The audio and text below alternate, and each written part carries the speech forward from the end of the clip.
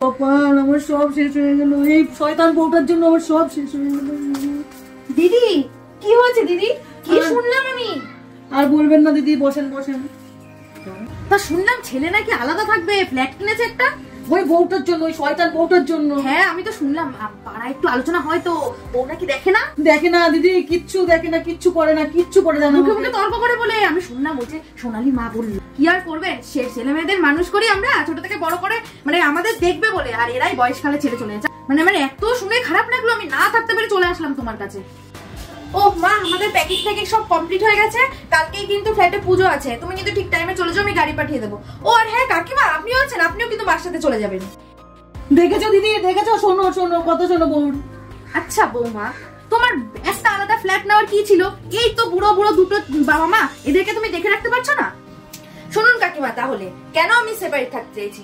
যখন নাকি মাকে আমি বলেছিলাম যে মা আমি তো আমার বাবা মার একটা মাত্রই মেয়ে, আমি আপনার বাড়িতে যেরকম থাকছি সেরকম আমি কিছুদিন গিয়ে মার বাবা সেবা যত্ন করে আসবো, তখন মায়ের কথা কি ছিল যে না বিয়ে হয়ে গেছে মানে তুমি শ্বশুর বাড়িতেই থাকবে, আর শ্বশুর বাড়ির সংসারই করতে হবে, অত ঘন ঘন বাপের বাড়ি যাওয়া যাবে না। আমি আমার বাবা মাকে যেমন ছেড়ে আসতে পেরেছি, তাহলে ও কেন পারবে না ওর বাবা মাকে ছেড়ে থাকতে?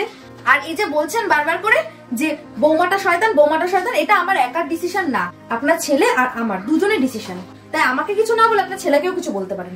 চিন্তা করো না, এদের কি ছেলে মেয়ে হবে না? এরাও ঠিক ফল পাবে। আমরাও একদিন বউ ছিলাম, তোমাদের মতো এরকম না।